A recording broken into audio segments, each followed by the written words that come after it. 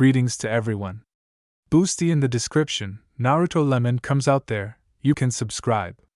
This is a story about a femme Gaara whose life was ruined by someone. Chapter 21 to 22. Enjoy watching. Chapter 21 Leaf again. As expected, a barrier appeared around the Konoha hospital, so that uninvited guests do not try to finish off the brave defenders who have temporarily fallen ill from an unknown illness. Well, and basically, so that these same brave defenders do not run away from the doctors, some through the windows, some from the roof. Fortunately, after all this mess with the Nine Tails, I have some privileges, including visiting certain sick people, without bothering to enter through the door without permission from above. Therefore, with Shikaku's prompting, I identified the right window and jumped onto the windowsill. Temari went to pick Shikamaru's brains near the operating room, and ended up hanging there. Kankuro fell asleep in the hotel, and I decided to inspect the result of the treatment. At first glance, everything was fine. At least, Naruto, wrapped up in the manner of a mummy, did a good job of brightening up the bland interior of the hospital room, while Tsunade continued to pull his less successful comrades out of the other world. A special highlight was added by the peaceful snoring, under which Uzumaki methodically drooled onto the pillow. To wake up, not to wake up, of course to wake up. And I turned the bed with the patient upside down with sand. Naruto plopped onto the floor like a sack, instantly woke up, jumped up with a scream, immediately doubled over in pain, noticed my modest person, was surprised and hit his bandaged head on his leg.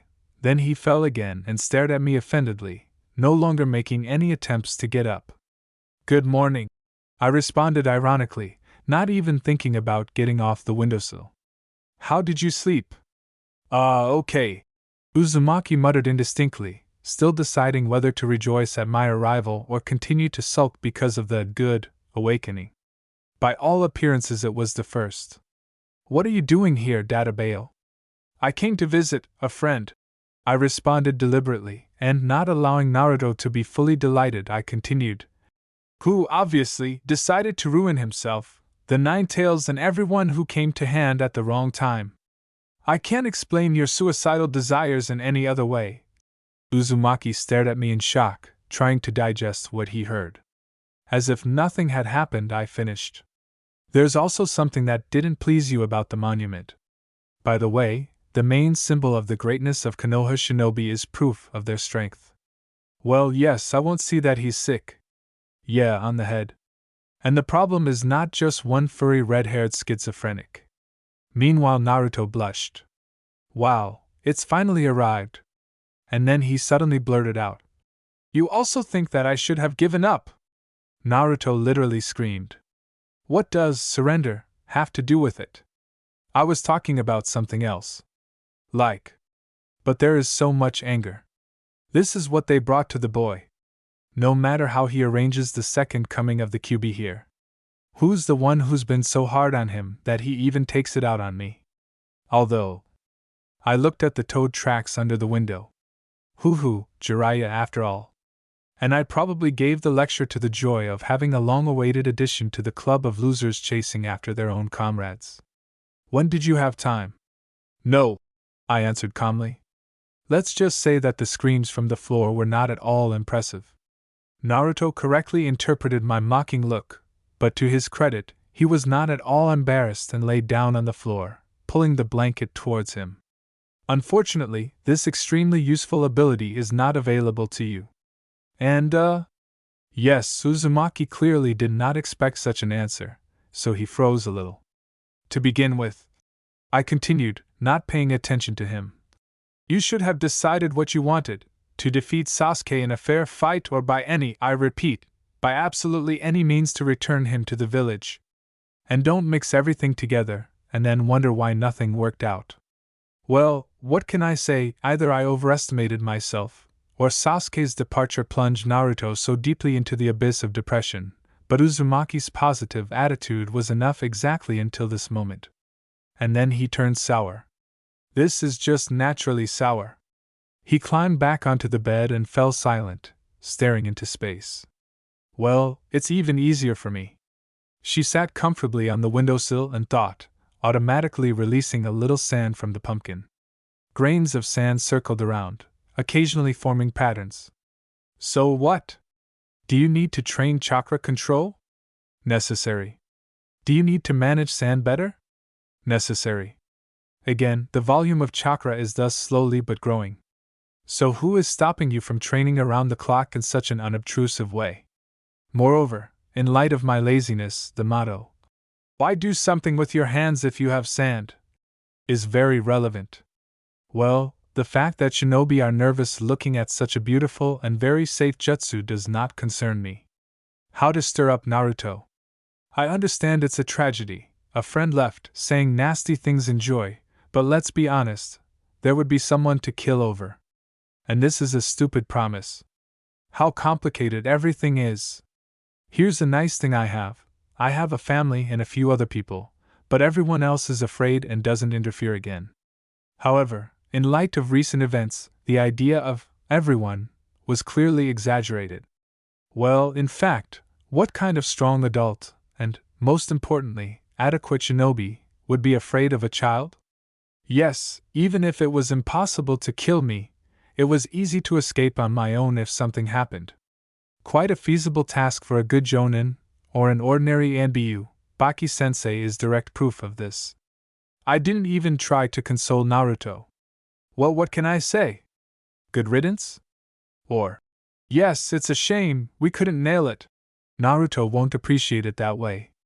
I try not to say the truthful. Sorry, but this is politics. Even mentally. There was only one, very effective and absolutely crazy option left. I hope you thanked Kurama for your help. Kurama? Oh, the name search process has started. And who is it? And no matches were found. So not only did you not thank the Ninetales for saving your life, but you didn't even bother to find out his name? Uzumaki looked at me in shock, opening and closing his mouth. But he never said a word. I thought that for revealing the secret of the name the fox would definitely kill me. We urgently need to seek political protection from Shikaku.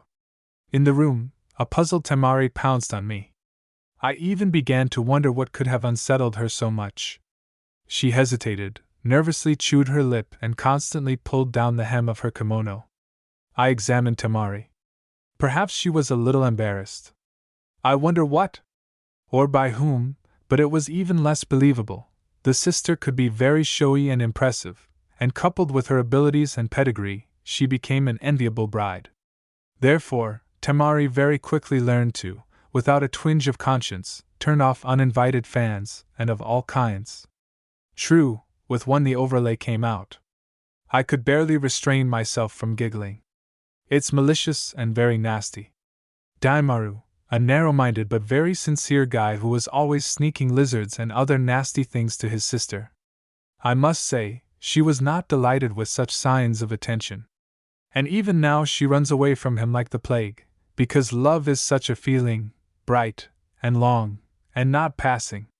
Especially the first childhood crush. Here even Kankuro, who zealously guarded our honor, did not interfere, but simply looked at this circus and neighed his horse.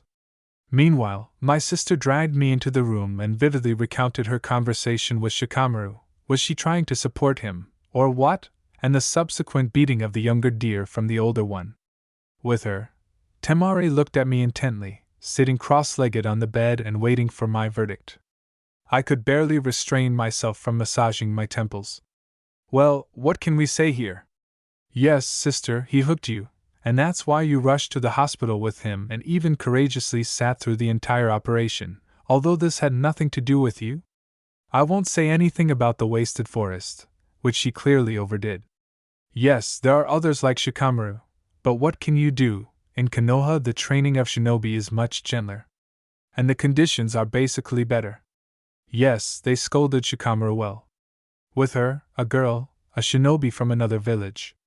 Considering that such things are not taken outside the family in principle. I stumbled, turning this thought this way and that. Nara Shikaku. That's an old bug. But cunning, very cunning and freaking smart. Konoha's main henpecked man couldn't help but notice Temari's interest in her son at the match. And he saw perfectly well that the sister in the hospital was not worried about some wounded genin, but was silently supporting Shikamaru. And his father decided to turn the situation to his advantage. He taught his son wisdom, especially since doing this in front of the girl who saved him was doubly instructive. And if he likes Temari even a little, which is quite possible, then he likes it threefold. And Temi herself is now suffering because she unwittingly witnessed a family scene. Very personal and very family. In front of her, they literally exposed all of Shikamaru's weaknesses, saying, "Look and admire, this is how he is." But he overcame it. Shikamaru is learning and will become a better person, you can see that yourself. Now, girl, be tormented by a feeling of shame, because what you heard was simply too much. Needless to say, I find it awkward to listen to in retelling, as if I had broken into someone else's house and listened through the keyhole. What was it like for Temari to sit there? The old brilliant deer perfectly assessed the prospects, and decided to snatch not just anyone into his clan, but the eldest daughter of the Kazekage. But how beautifully it mixes! If you don't prove it, you can't dig into it. Just screw him. As long as I'm alive, such tricks won't work. I need my sister myself. However, why not use this to your advantage? And I, once again mentally banishing this situation, seriously looked at Temari, who was fidgeting in anticipation of the verdict. After the wedding you will live in Suna. I won't let you go to Konoha. Stunned, Temari gasped in shock, blushed, turned pale, and then, with an indignant cry, she threw me to the floor and began to hit me, my sand, with a pillow that had so conveniently turned up. Never! With him! With this winner! Crybaby! Kankuro, who came running to the noise, correctly assessed our pantomime, whistled and, picking up the second pillow, asked, "Will I join?" and looked at me very promisingly. And why can sand be broken through with an ordinary pillow? The next day, Shikamaru was assigned to accompany us. How ironic! Temi was furious under my mocking and very understanding glances. Nara snatched it, of course. Kankuro laughed openly. I would have joined, but my image didn't allow it. In a good way, our mission was completed yesterday, and we could report to Tsunade-sama and go home at that very second. But alas, not this time. And the point here is not even that yesterday the Hokage was busy pulling out her genin from the other world, whom, in all honesty, she herself had kicked there. The attack on List turned out to be huge troubles for everyone and promised a lot of unnecessary paperwork. Father had been negotiating with Konoha for a month, and even quite successfully. Now it was up to me to complete them. But this was rather purely symbolic. All the key points had long been discussed, the necessary documents were signed. Sand is not involved and is also the injured party. Orochimaru is to blame for everything. Saving Leaf from the Ninetales became a decisive argument in negotiations with Konoha, which the Kazekage was incredibly happy about. Fortunately, my father did not react to my fun with Leaf's Jinchuriki, happily chalking it up to a bijou. Or he simply preferred to forget about it for a while, so that the ubiquitous old men from the village council wouldn't find out. And somehow I believe this more. Because even the walls have ears, and the looks that Raza gave me were very long and promising. Looking at Tsunade, who listened favorably to the report on the completed mission, I wanted to train the sand coffin. It's not a fact that it will work, but maybe it will at least make it easier. Legendary loser? She? Either the disguise as a fool was no longer needed, or she didn't bother with us, but I couldn't dare call this lady a loser. The new Hokage of Leaf was dangerous, cunning, and did not hesitate to go straight to her goal, regardless of collateral damage. What did her absolutely accidental and forced rise to power cost? They forced her, poor thing, by putting up an unnecessary post for nothing. Yeah, I'm willing to believe it. And this mission to return Sasuke? A demonstrative beating of a shinobi is always beneficial. The understanding that you survived only by a miracle is very motivating to train. And then Senji showed how she trusted the Suna shinobi, and handed over a bribe for Orochimaru in a gift box. Bash for bash, he clearly sacrificed the sound 5 to pay off the deaths of some promising leaf shinobi. According to Suna's intelligence, the original plan to change power in Konoha belonged not only to Orochimaru. True, now no one will say whose idea it was. But everything turned out very smoothly. There were almost no civilians on the street, and the people in the stadium were sleeping peacefully, and no one was in a hurry to finish off even the shinobi who happened to be among them. And the snake Sennin himself, who had lived half his life in Konoha, abruptly forgot the location of strategic objects and destroyed half-empty neighborhoods. The serpent didn't even remember the action plan for capturing Kakurazato. In Suna, all shinobi with the required clearance level know their strengths by heart, just in case. And Orochimaru has multiple sclerosis, yes. And that's why give him a new body he'll be saved from senile dementia, poor thing. And what a gift the elders of Suna gave. Not everyone, of course, but half of the council knew exactly everything and chose not to interfere. Therefore, identifying the initiators is, to put it mildly, very difficult. The naive old man tried to improve the reputation of Hidden Sand and remove the Kazekage, but they didn't think about the situation they put the village in. Well, of course, they were expecting the victory of the Sand Shinobi over the Leaf, and not an ordinary coup, albeit carried out by the wrong hands. Fortunately, either Orochimaru could not restrain himself, or Kabuto overdid it in joy, but Konoha was almost not destroyed with the feasible help of the Nine Tails. If I hadn't gotten involved in this, Tsunade would have had to reign over chaos and ruins. So thanks to the snake for help, instead of leverage over Suna, Konoha received a huge debt to the Hidden Sand and me personally. Well, the fact that I was revealed as a Jinchuriki. This is already an open secret. Nobody speaks, but everyone knows. And those who don't know can ask any civilian who is hated in the village. And they'll tell you, and they'll show you, and they'll point you if you didn't understand the first time. And so it is everywhere. Meanwhile, the Hokage finished listening to the report, signed the scrolls for completing the mission, and nodded towards the door. Temari and Kankuro immediately swept out of the office. I barely suppressed a heavy sigh. Now comes the real conversation. Just yesterday, the male falcon brought a scroll with instructions from the Kazekage and a couple of secret documents, which was opened, with my blood. No doubt, ideal protection for secret documents. But this substance is very rare. I suffered for half an hour until I got a drop. Even though everything has already been discussed, no one has cancelled a bunch of unnecessary paperwork. After this attack, it was necessary to formalize a waiver of claims, renew half of the existing contracts, prepare joint letters to the rest of the Kage. And my father dumped all this garbage on me, under the pretext of training. At least a month's worth of entertainment. But the sour face of Tsunade-sama, who vividly imagined the same thing, warmed the soul. But earlier we had to think about bureaucracy. And come to power in ways with fewer explanations. Perhaps I was not objective, because unlike the audience with the third Hokage, now, despite the difficult political situation, the ANBU did not try to intimidate us. But what can I do? I didn't like the new Hokage.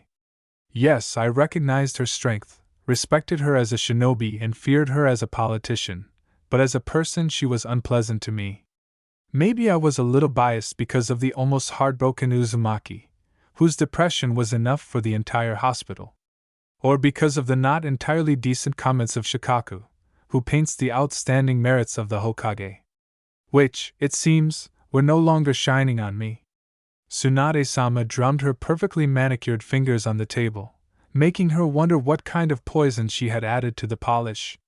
Paralyzing? Immediately lethal? Or one for each finger? Quite in the spirit of a medical ninja. The Hokage noticed my gaze and appraisingly walked over my nails. Red varnish with the addition of the juice of one very interesting milkweed. It is this that gives such a rich ruby hue.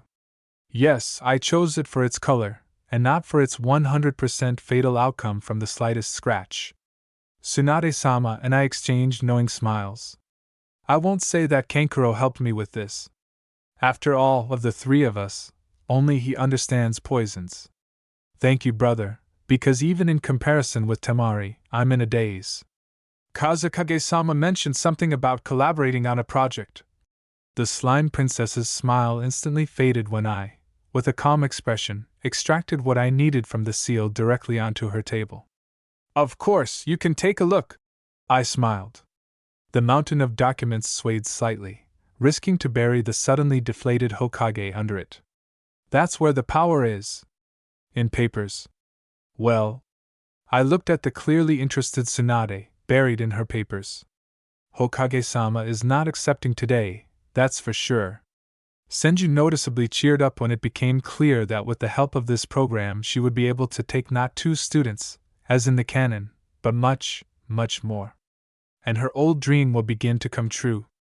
Even though not every team has a medic, it will be easy to provide half of them with copper. The idea itself was as simple as a stool. Joint training of the Irenans of Konoha and Suna, advanced training, recruitment of new doctors. Funding is equal, there is a lot of hassle, problems are through the roof, paperwork is enough to kill you, and the cries of the elders of both villages are so priceless. But you can present this as strengthening relations between villages and under this pretext, push it through the administration. What to do? Both villages did not want to voluntarily spend funding on the Irenans. It's not for nothing that Tsunade never got through with her project. And here is a real chance. And if you don't bother, it's not to kill to heal, and the ban on disclosing ninjutsu does not apply to medical equipment.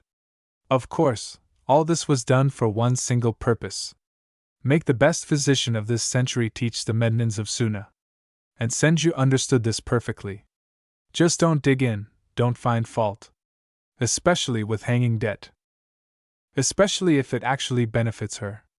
The Hokage will not be able to train everyone from scratch personally. There is simply not enough time. But it's quite possible to force the mednins to take care of the kids in exchange for a master class from Tsunade herself. For she is the authority and idol of many even in Suna. Needless to say, Chiyoba-sama still spits, but he can't help but recognize her talent. Well, the fact that the mortality rate among Suna shinobi will sharply decrease can be tolerated. Especially for the sake of the future of his native village and the Leaf shinobi. Again, doctors can train on injured shinobi, maybe with old injuries. Perhaps someone will be returned to duty. The main thing is that they will not be completely destroyed. I'll have to keep an eye on it, but that's not my problem anymore. The fact that the discussion had clearly dragged on became clear when at 2 in the morning an ANBU in a mask crawled into the office like a crab. Who knows who? And he quietly asked if we would like to go home. And he immediately disappeared out the door, dodging a targeted folder. This is in vain. In principle, I hardly need to sleep, and neither does Tsunade-sama. Apparently this is a cost of the kage profession. And even if I decided to go to bed, I wouldn't let her go. Who's the cool medical ninja here? Until we draw up at least a rough action plan, she won't leave here alive. But it didn't come to extreme measures. The Hokage also bit the bit, and showed with all her appearance that she was not going to leave the office in the near future. The next time, the same ANBU acted smarter.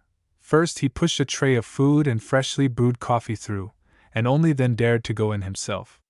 Of course, in this version they were already waiting for him with open arms and very joyful grins.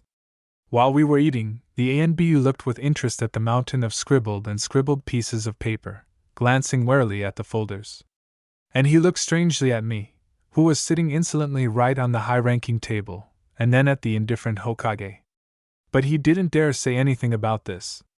He did the right thing, by the way. You shouldn't tell two tired and obviously bored ladies. Well, by morning they finished and quietly and peacefully went their separate ways until tomorrow, mentally wishing each other to quietly die in the near future. The ANB looked suspiciously. Ordinary employees wondered why a shinobi from another village left the Hokage at 6 in the morning. Life was wonderful. I left the Hokage residence and barely restrained the urge to shy away to the side. Something was approaching me with loud screams. It had 8 twitching limbs, covered in a terrifying green fabric, made more noise than the rest of the street and was clearly after my soul. She looked around in panic. It seemed? No, it didn't seem like it. The Tora was actually found on the next roof. Noticing my gaze, he exploded and in a couple of jumps found himself next to me. Conduct? I nodded too quickly. Yes, hiding behind ANBU is a shame. Behind the ANBU of another village strange, to say the least. But the green beasts of Konoha approaching me frightened me much more than the possible shame. I don't understand. Guy wants to thank him for saving his student? If yes, then I understood and realized everything. I won't do that again. It became a habit for me to drag myself to the hospital. Why not? There was absolutely nothing to do in Konoha anyway, and after nice conversations with the Hokage it was simply necessary to unwind. You know, I remembered. A happy Naruto stunned me from the threshold. I'm glad, of course. But why? Uzumaki didn't tell me that he forgot something. For some reason. When that Itachi attacked me, Naruto began loudly. Oh, you don't know, Databeo. As a result, I was told a heroic saga in 3 acts about the search for Tsunade, the vile attack of Akatsuki, one of whom suddenly turned out to be Sasuke's brother, and in fact, a not at all heroic story about how this Sasuke was sent to a hospital bed. So, this Itachi, he somehow ended up in my subconscious, near the fox, Naruto said. And the 9 tails, that is, Kurama, Uzumaki corrected, said to the Uchiha. We may not see each other again, but I'm warning you, don't kill Naruto, otherwise you'll. This was voiced to me personally by Kyubi, apparently fearing the blatant twisting of his words. Well, with Naruto it would be changed into, don't touch my friend Naruto, otherwise you'll regret it, Databeo. In general, he protected me, Uzumaki summed up embarrassedly. But I didn't understand that. I sympathized with Lisa. Now that Naruto has decided to make friends, especially considering that he screwed up himself. Did I mention that I sympathize with Kurama? I take it you have talked? The boy nodded actively. Thank you for saying that. I thanked him for everything and said that I wanted to make friends with him. Of course, he growls and yells at me, but I understand everything. Deserved it. After all, so much time was wasted. And now Naruto intends to make up for lost time. Again, I really sympathize with the 9 tails. I had to go to Tsunade almost every day. There was a sea of papers. The postal falcon almost died, flying back and forth 6 times a day. The ANBU stopped pretending that they were not there, but began to carry the Hokage's food in 2 portions at once. Ordinary officials had already learned me and began to greet me, and the clan shinobi quietly hated me, since I took up the time of their audiences with the Hokage, which she was incredibly happy about. And I understand her. It's much better to practice your favorite medicine than to listen to the dissatisfied grumbling of the heads of the clans. Tsunade threw herself into the project, rejoicing at the implementation of her old idea. Everyone looked sideways at her, but she defiantly glowed with enthusiasm. Yes, revenge is sweet. The mood was great, despite the constant brain drain. Apparently, Tora forgot to mention that I could control the one tail. How lovely! And what prospects! Uzumaki galloped around the hospital like a cheerful little goat, and frightened the staff with his overly healthy appearance. Even a Jinchuriki with such injuries should have been stuck in a hospital bed for a couple of months, but that would be a shame. And this cannot be attributed to any Uzumaki regeneration. Kakashi also couldn't say anything worthwhile. Well, I was there. Well, I touched it. Well, I was worried about my friend, so what? The Mednins could not understand anything, and therefore they went mad and tried to heal all the victims to death. Oh, is this jutsu? Naruto looked at the sand swirling around me with interest and even pointed his finger a couple of times at the patterns he especially liked. Beautiful, Databeo! I didn't pay attention last time. What else can you do? I moved my hand slightly. A 2-meter sand fox with 9 tails easily knocked the admiring boy onto the bed, decreased in size and lay on top, crushing him with his weight. You need to rest, I said, looking at the indignant Naruto. He defiantly wrapped himself in a blanket, thought, and covered his head. I saw you in the Valley of the End, but I decided that I imagined you. A muffled voice came from under the blanket. It's great that you had a mission there. There was, but not at all what you think. Meanwhile, the fox disintegrated into grains of sand, and the blonde top of Uzumaki's head appeared above the pillow again. Fortunately, my silence didn't bother Naruto at all. He didn't need my answers either. The Jinchuriki of Konoha chatted perfectly in monologue mode. I saw this damn seal in action. This is such an abomination, Databeo. Naruto raised his voice. Oh yes, well done, I put up a barrier against wiretapping out of habit. After all, few people will appreciate the discussion of such problems. He either had arms or wings. And the chakra became so vile. Yes, I'd rather become a Jinchuriki again than agree to something like that. Kurama chuckled contentedly. Shikaka fidgeted with interest. I just smiled. The Uzumaki hesitated and clearly wanted to say something, but did not dare. What else? You know, thank you. It was good with you. Well, Naruto paused, and then exhaled sharply, just shut up. And he chuckled, looking at my dumbfounded face. It's good that my jaw didn't fall off. Because, seriously, Naruto and remained silent? This cannot even be put in one sentence. To call Naruto hyperactive would be a serious understatement. His energy would be enough for 10 shinobi. Or about 20 for me, which irritated me incredibly. But today I didn't pay attention to the Uzumaki's screams. October 10th. After all, it's not every day that a person has a birthday. And what can you give that is truly important and useful? After much thought, I decided to take an adventure. In the end, this is canon, and no one forbade speeding things up a little. What have you heard about the elements of chakra? Naruto immediately calmed down and froze, sensing that I wanted to teach him a super cool technique. Yes, his intuition works great. But there is clearly a problem with teachers. The explanations were very difficult, and if it weren't for my birthday, I would never have ruined so many nerve cells in vain. Then I mentally spat and imagined that this was a patience training. Things got better. And then a small problem arose. You need to train on something. Well, where can I get leaves in the hospital? I looked predatorily at the bouquet standing on the nightstand. Naruto clearly got the idea. Gerberas. How lovely! And how many petals there are. Thank you, Sakura. Well, the nurses will be delighted with the upcoming cleaning of the ward. And Naruto. Yes? Happy birthday. I smiled, and with a feeling of accomplishment, I jumped out the window, without waiting for them to rush at me with hugs. Thank you, but I don't want to end up on the floor again. Peace negotiations with the Hokage continued. The desire to scratch our faces with poisonous nails was apparently mutual. They didn't yell at each other simply because I generally don't raise my voice, and Senju wasn't interested in yelling alone. The ANBU who entered backed away under 2 hateful glances, but still looked expressively, even somehow pitifully, at his watch. However. 4:30 in the morning?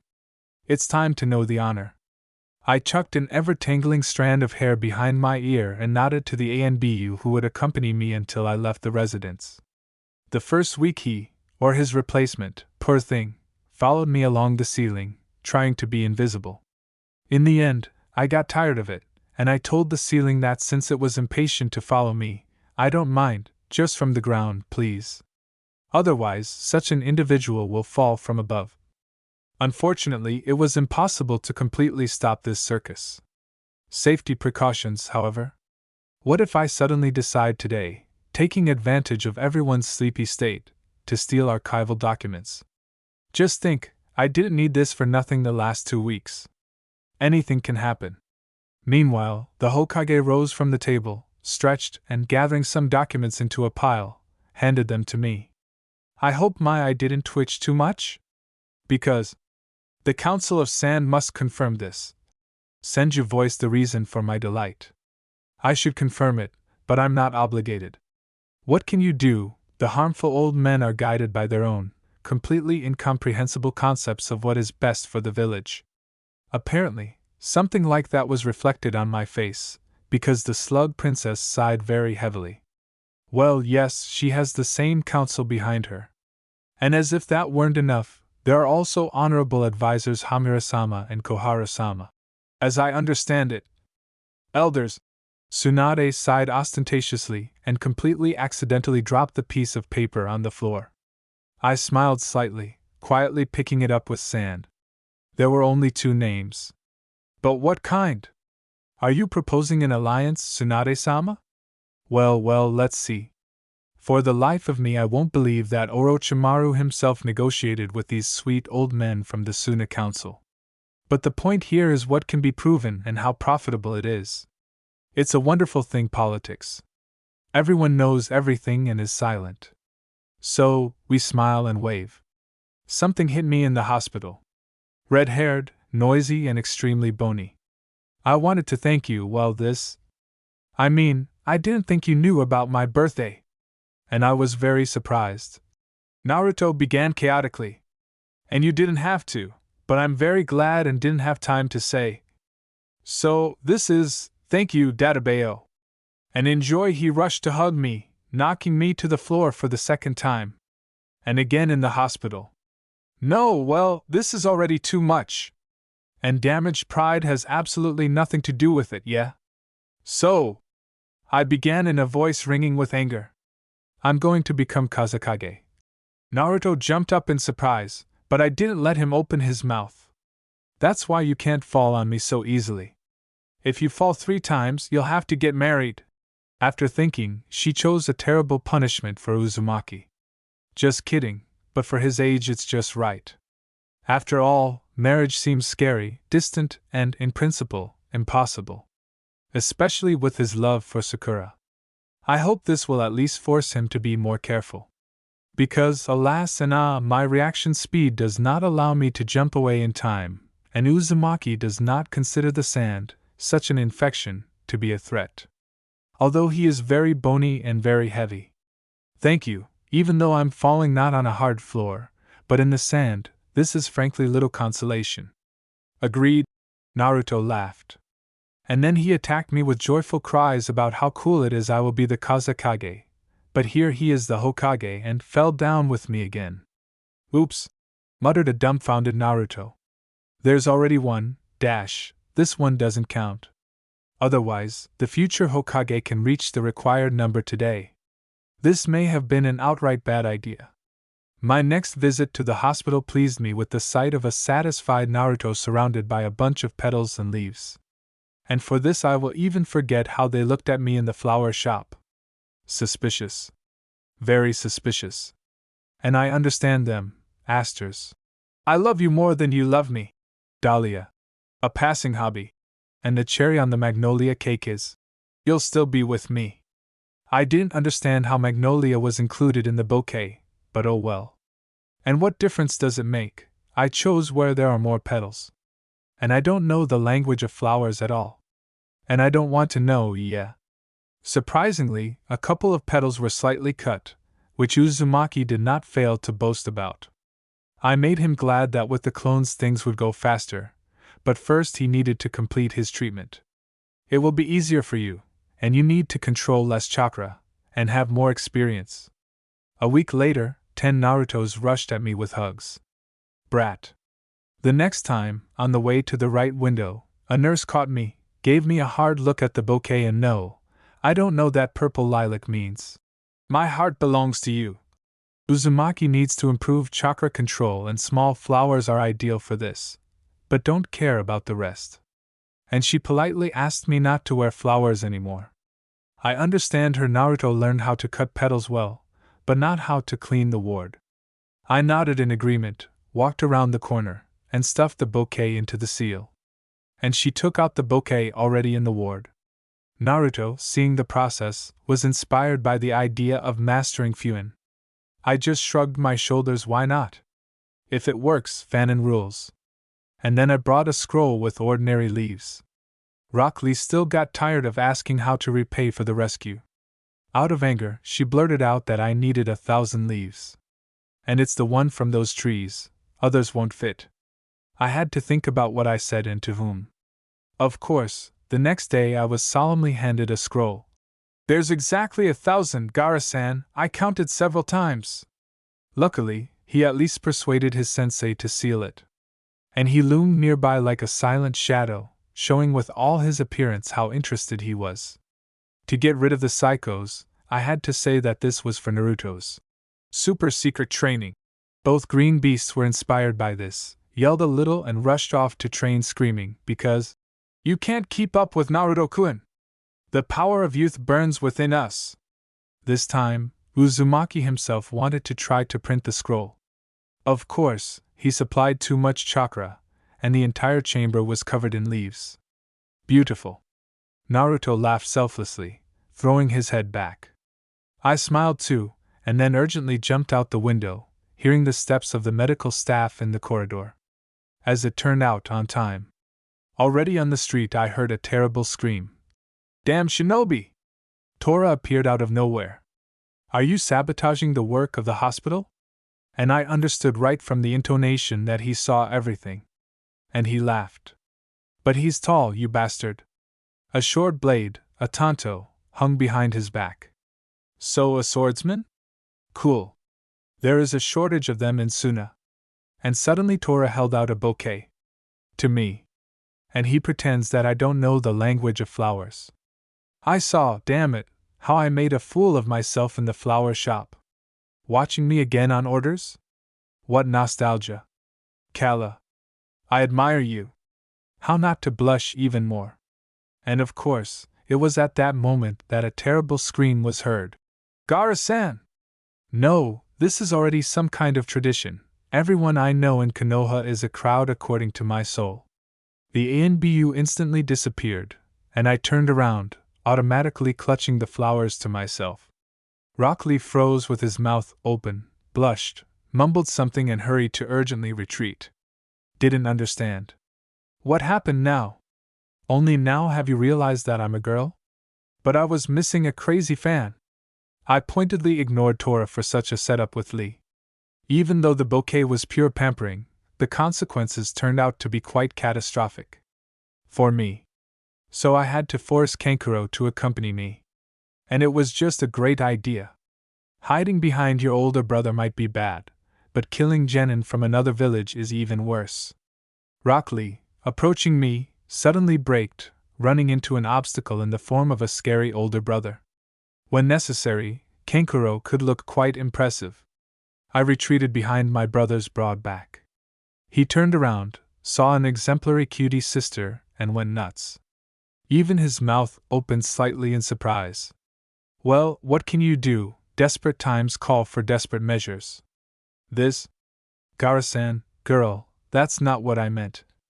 Gaara-san, I wanted to talk. The green beast of Konoha said confusedly. Kankuro correctly understood Rock Lee's mood and fell in love again. Yes, I understand, this is even cooler than Daimaru. I'm shocked myself. And don't smile so nastily. Well, Temari and I have no luck finding adequate ones. However, the state of complete amazement did not prevent his brother from habitually grabbing Lee by the collar, a great experience, after all, saying something very affectionate, judging by the way the green beast's face stretched out, and letting him go in peace, kicking him to speed things up. We must pay tribute to Kankuro. Rock Lee did not come closer than 10 meters to me. This is what I understand, absolute protection. Fortunately, we managed to complete all the business in Konoha in less than a month instead of the canonical 3. Shikamaru accompanied us on the good journey to our native village, glancing cautiously either at Temari, who was pointedly ignoring him, or at the frankly disgustingly grinning Kankuro. And I understood my brother perfectly. The circus is free, but very, very interesting. Chapter 22, Routine.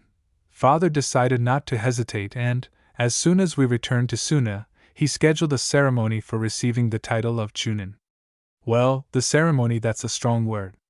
All the future Chunin gathered in one of the halls of the residence, lined up in orderly rows under the bright eyes of their mentors and began to wait for the Kazekage.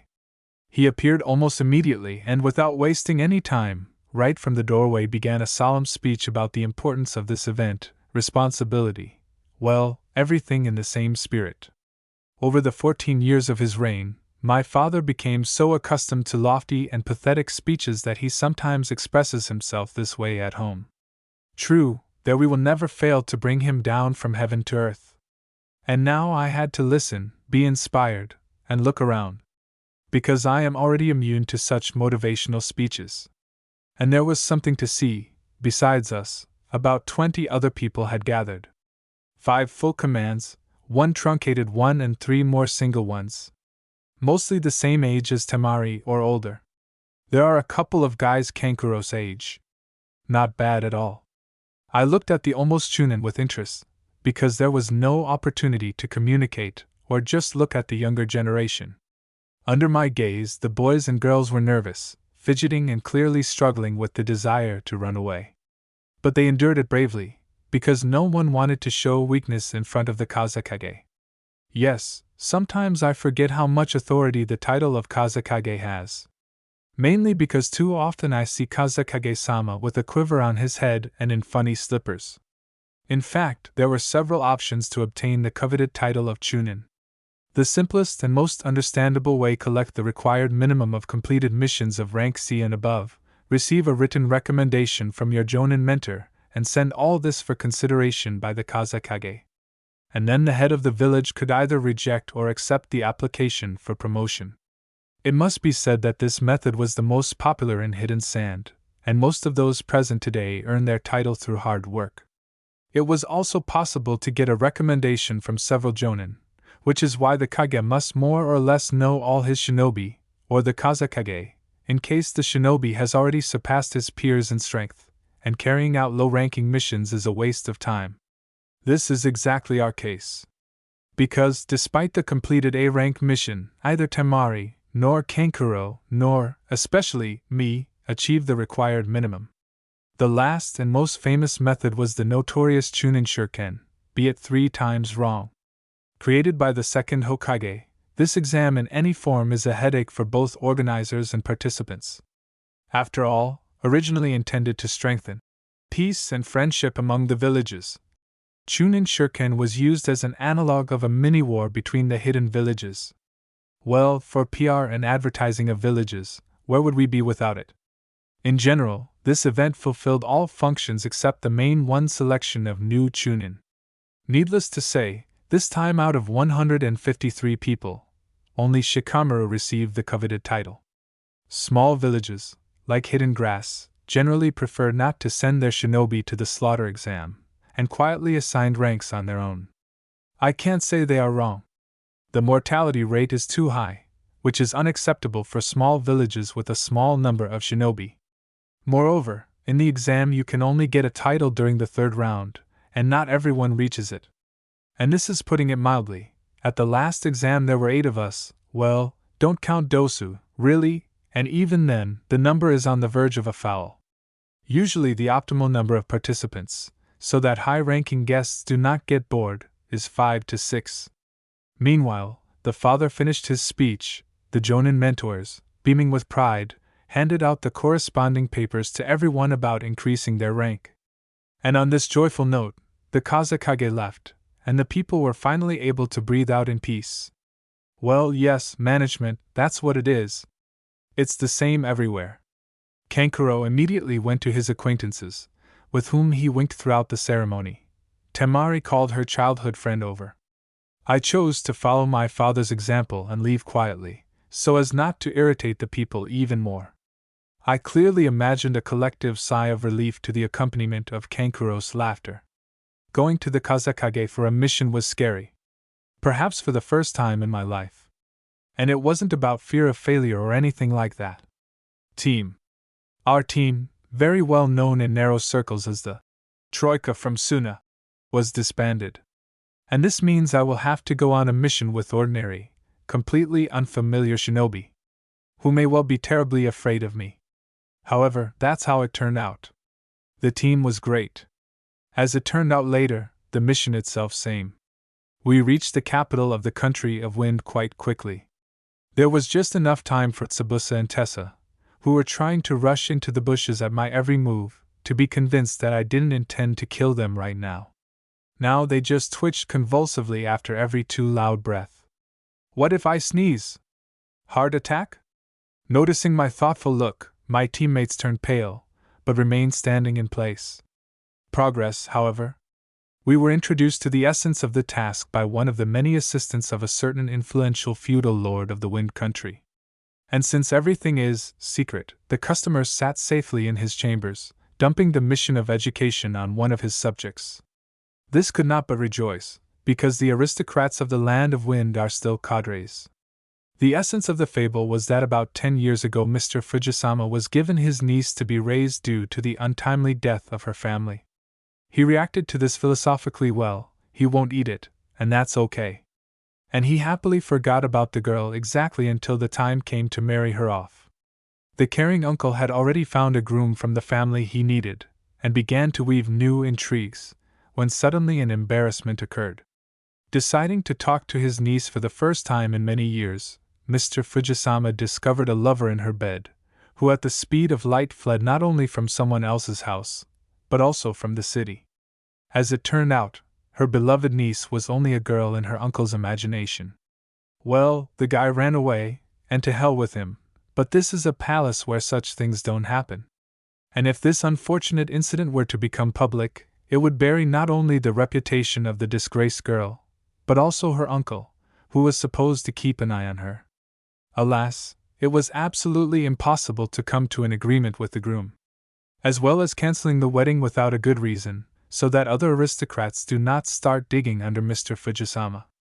The feudal lords will believe only in love, and with a much more profitable match than the chosen groom. Ironically, the escaped hero was the profitable match. But marriage was not part of his plans. Therefore, we had to secretly catch up, talk some sense into it, and bring him back with the ring. And so that others don't get wind of the mission, according to the official version, we are looking for a necklace that no one needs for nothing, donated by a beloved brother. And it must be found before the wedding, because it is the only thing left for the poor girl in memory of her parents. Thank you, although they didn't actually force me to look for anything. But it immediately became clear on what principle the team was recruited.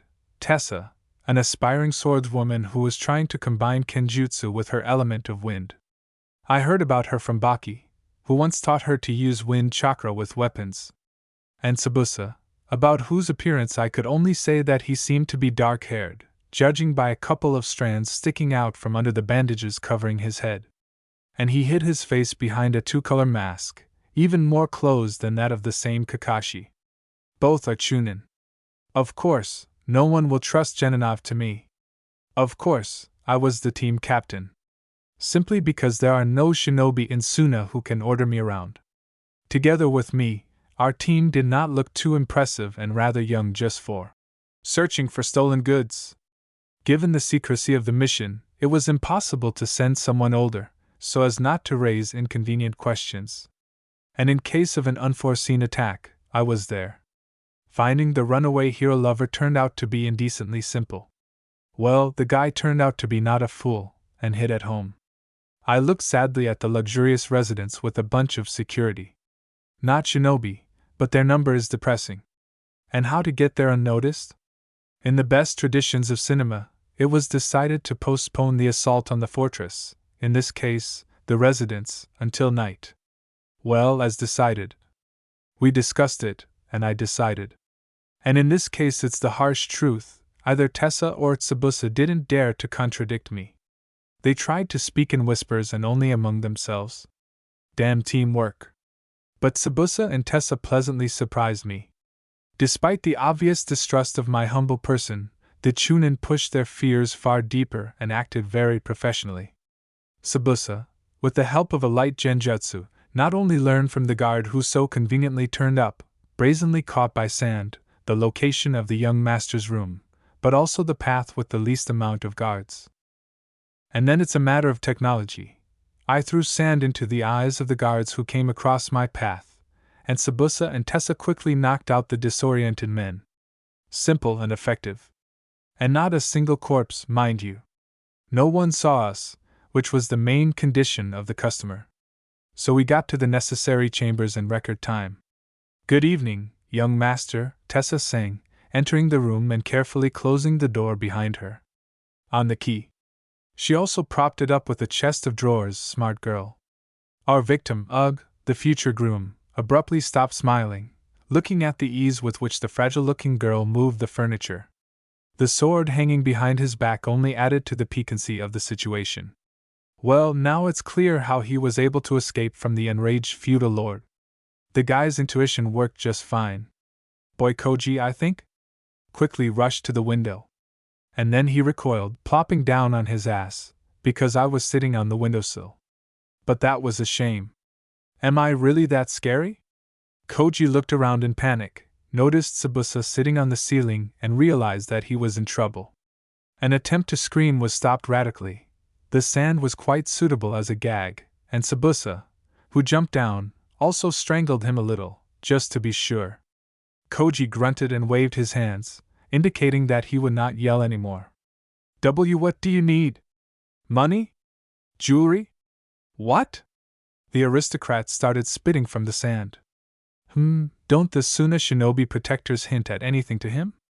And the uniform vests in which the teammates are dressed are very characteristic. I diligently ignored this miscarriage of the designer's sick imagination. It's unlikely that sand ninjas have a reputation for thieves. And you can get pretty damned for false accusations. Nothing.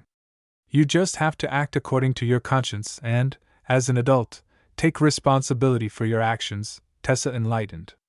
Looking at the guy who was clearly not catching up, Tsubusa decided to explain. Marry Mr. Fujisama's niece. So that's what it's all about. The hero lover rejoiced. Tell your master that this will not happen. She wanted this herself, and if you continue, I'll tell everyone about her. And their family will never be able to wash away such a shame. This idiot finished his speech and tried to get up. Tsubusa immediately returned him to his original position with a targeted kick to the shin. I exchanged glances with the Chunin. So you can't hit, at least where you can see. And there is no time for that. That's why I only slightly released ki. I'm a civilian after all. And she looked around in search of a sample to demonstrate.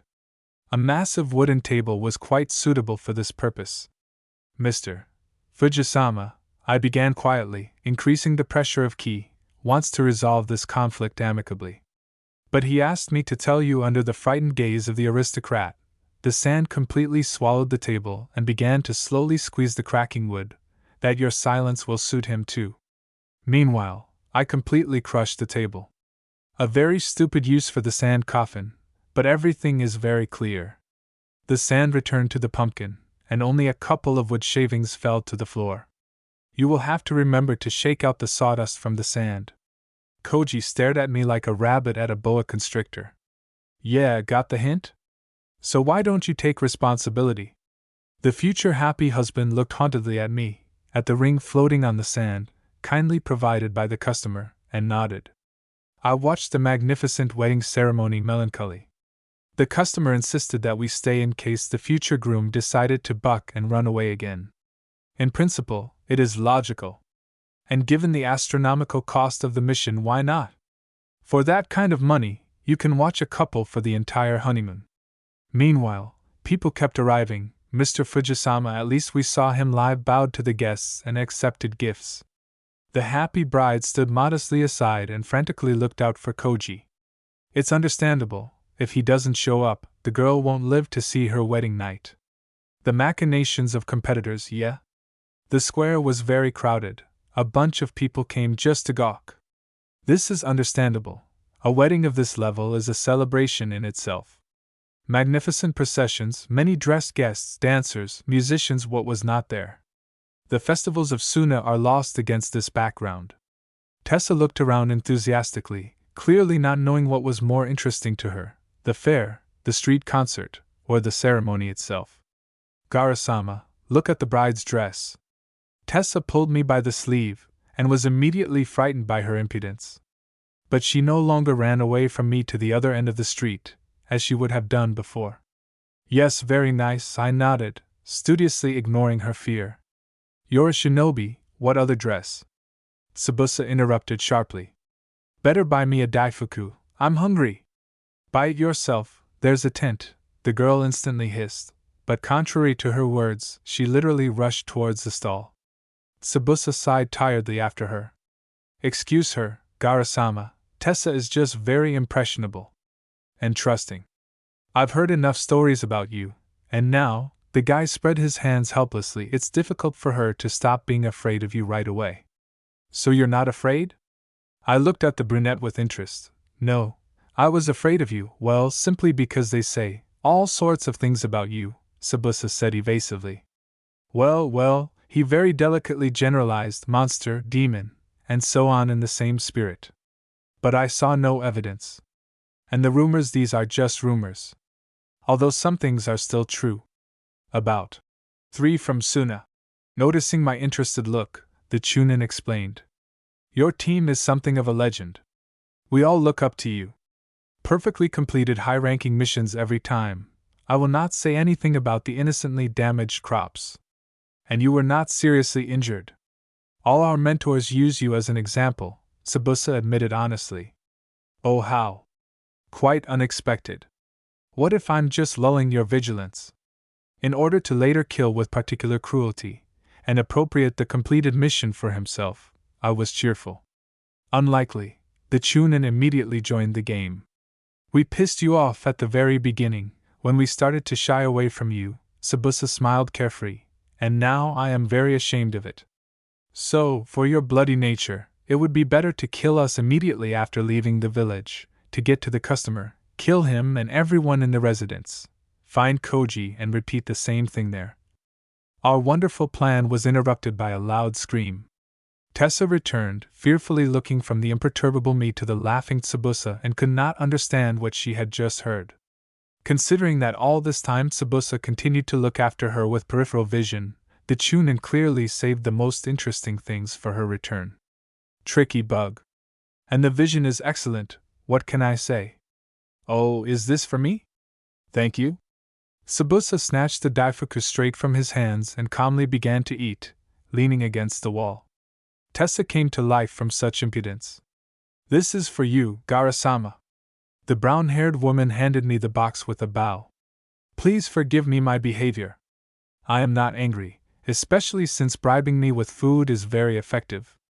And even though it was Sabusa's idea, Tessa brought the sweets. So all her sins are forgiven. En masse. Meanwhile, a real show was unfolding in front of the temple.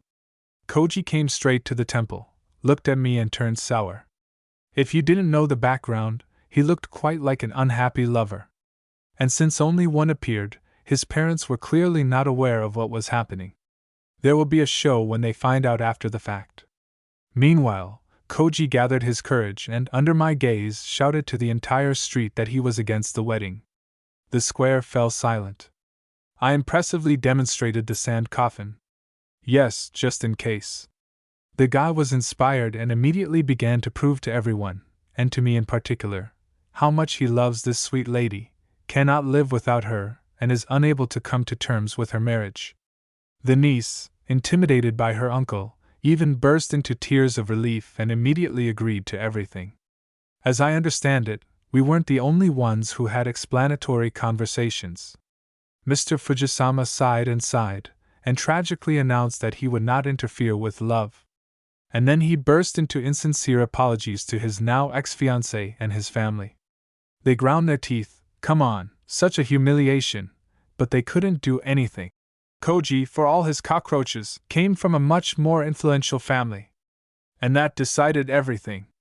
We looked at this circus with emotion as we finished eating the daifuku. The mission was completed.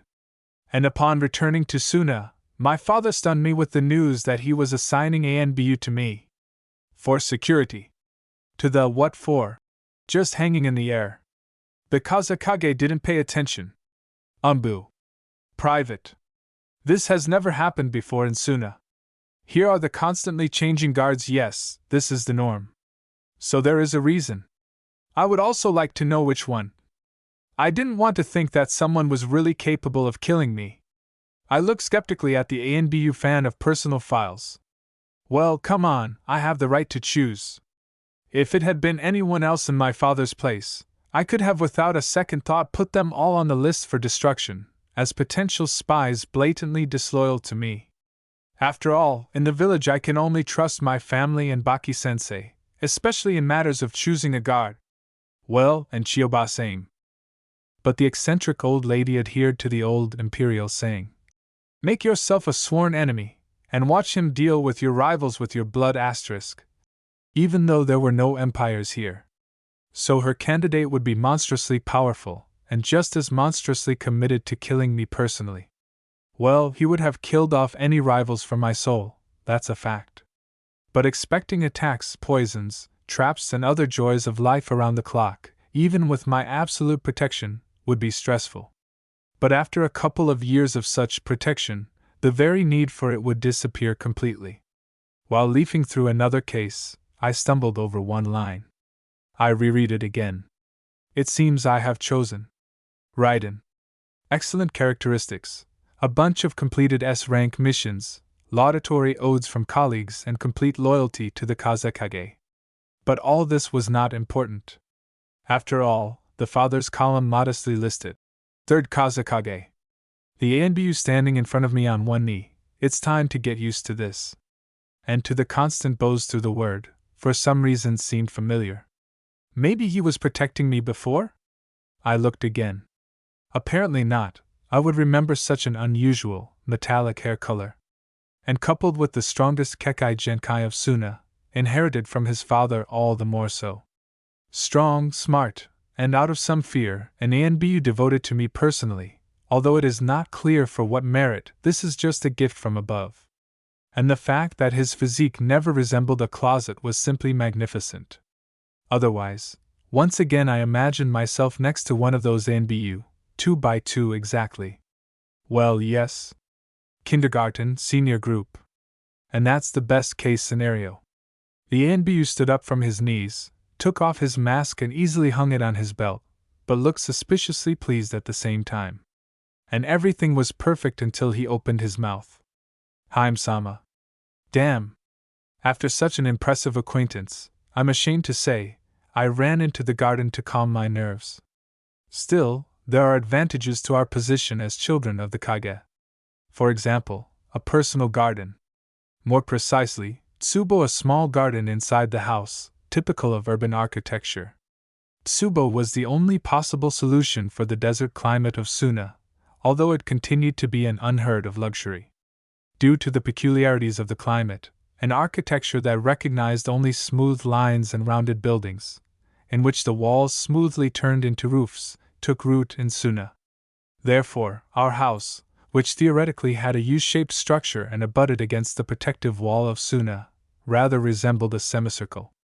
But there was still a glass roof over the garden. No matter how successful the design of the house itself is, sand penetrates everywhere. And if it weren't for the glass and smooth slopes of the roof, the whole house would have long ago been buried under tons of sand. The traditional Japanese garden is distinguished primarily by its special harmony and symbolism. Each plant has a strictly allocated space. There is no room for busyness or meaningless temporary plantings. First of all, it is a rest for the soul, a place for self-knowledge and finding peace. Therefore, each stone, each plant and decorative element has its own deep meaning, which together create a multifaceted and perfect composition. Such gardens cannot be changed in pieces, since they instantly lose all their charm for knowledgeable people. They are initially created holistically, and it's easy to add or remove something blasphemy. Also, a personal corner of paradise was characterized by the use of only those plants that are typical for the region. Our garden was very different from the traditional one, if only because the sister in charge of it dragged there everything that could theoretically survive in the climate of Suna, which each time violated the basic postulates of an ideal garden. However, no one objected. A very peaceful hobby, drag a flower from each mission. And not at all eccentric like Sasori, he at one time got into the habit of carrying the corpses of talented shinobi from missions. For the puppets, Chiyoba-sama once complained to her brother. But the principle of asymmetry, in which plants should not be the same size and shape, was strictly observed. Each inhabitant of this desert oasis was unique. There were also traditional stone lanterns, and even a bamboo fountain, Shirshirodoshi, which in the desert was undoubtedly a luxury. And like everything in a traditional garden, the fountain had several meanings. In a philosophical sense, it scares away evil spirits. This does not work on Anbu, it has been tested several times. But in an earthly sense, birds and small pests, although where would they come from here? Well, at least Temari's taste and sense of style are fine. Because even the bushes brought from Konoha, honestly one from the Yamanaka, look surprisingly organic between a cactus and something poisonous, donated by the ambassador of the country of snow. And in general, the garden calmed me down and put me in a mood, if not in a positive, then at least in a non-fictional way. I sighed heavily. I chose it myself, so why complain now? And she waved her hand to the Anbu sitting among the bushes. Shall we get acquainted? Is this true, Gaara-sama? Anbu jumped off the nearest roof. All familiar faces. Or rather, masks? Reiju, right? And Rei is being carried around somewhere. Security guard, me too. What exactly? There are rumors, the Anbu began supposedly indifferently. Yes, you finished the deal, about the courses. Seeing the lack of reaction, he exhaled, for the Irenins? Is it true? I nodded. Oops, so he's ironing? This is the number.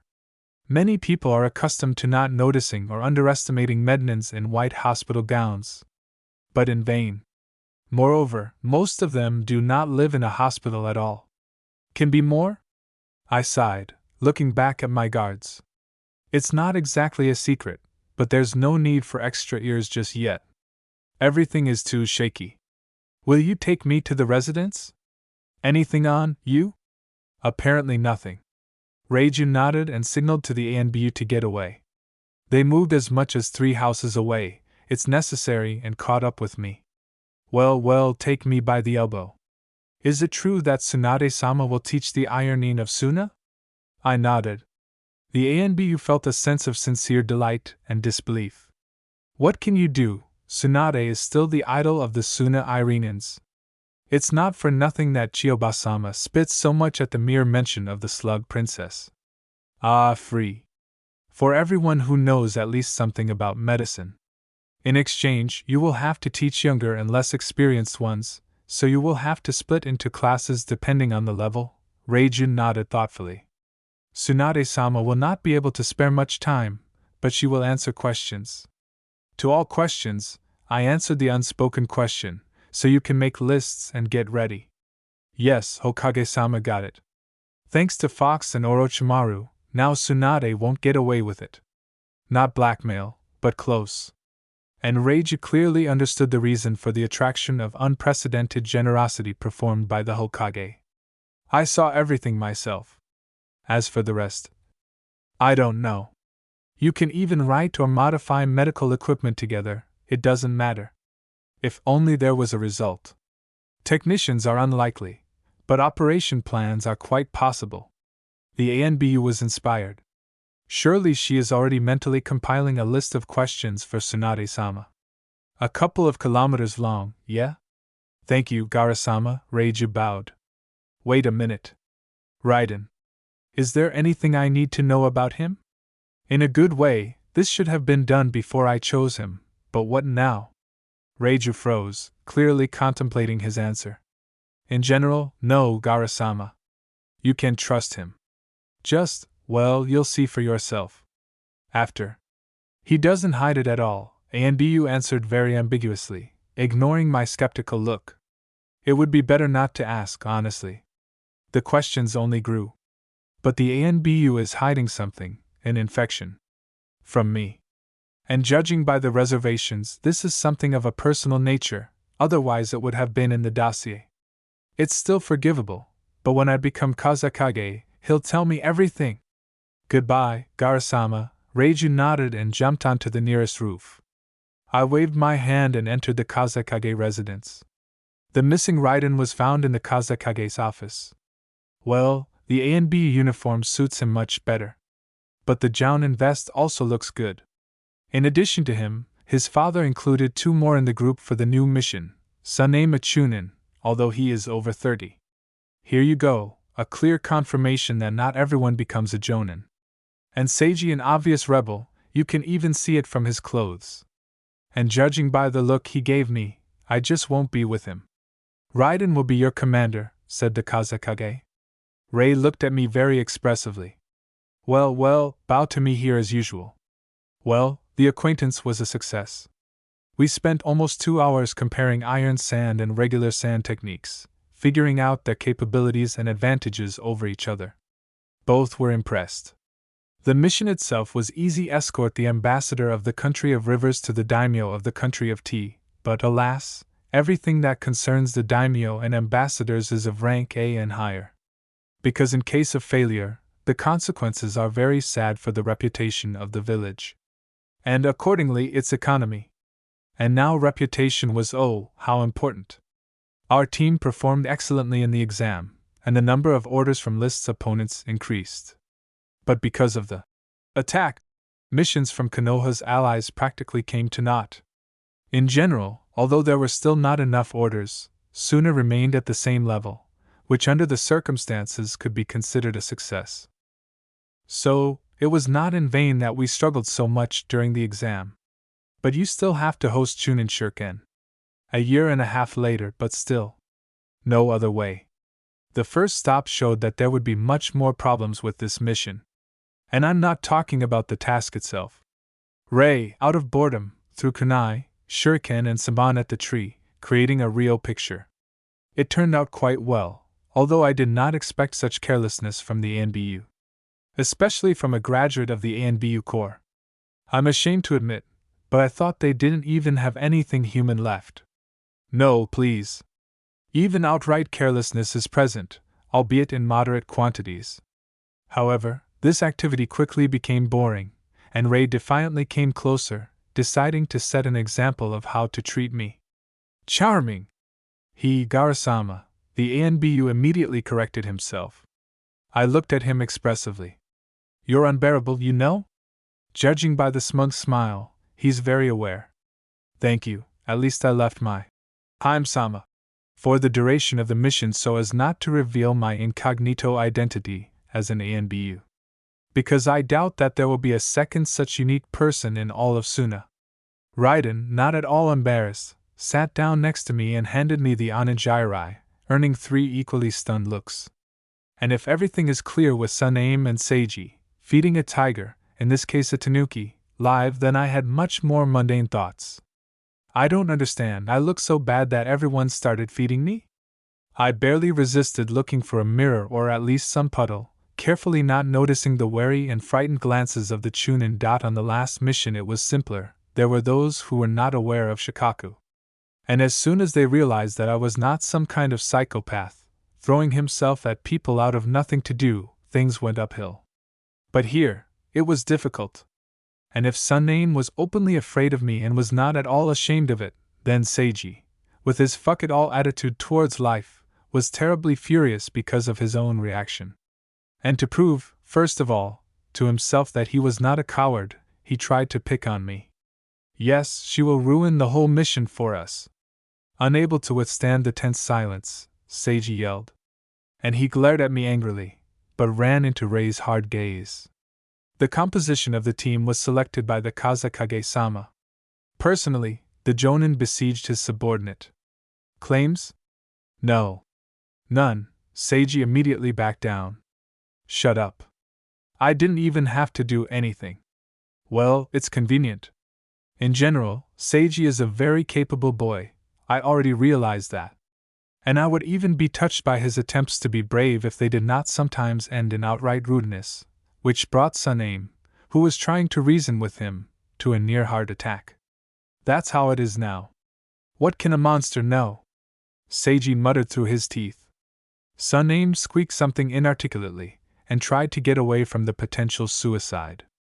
I did the right thing, but it wasn't me who should have been afraid. To be honest, I almost didn't care. But Rei, who was brought up in very strict conditions, like all ANBU, had great respect for discipline and subordination. And he didn't stand on ceremony with those who needed to be put in their place. And now, without wasting time on further warnings, he stood up with a quick, unified movement and hit Seiji, who had not had time to react, with a swing, causing him to fall to the ground. And I added it with my foot to consolidate the effect. I warned? Ray asked calmly. Why yes, the guy wheezed, holding his stomach. It's unlikely that the jounin hurt him still on a mission. But the ANBU clearly knows where to hit to make it hurt more. Should I repeat it since you didn't remember it the first time? After waiting for a muffled no, Ray nodded. Then get up. Today you are on duty all night. I looked back at the ambassador with his escort. Fortunately, they were too busy preparing for the night and did not notice the ugliness happening nearby.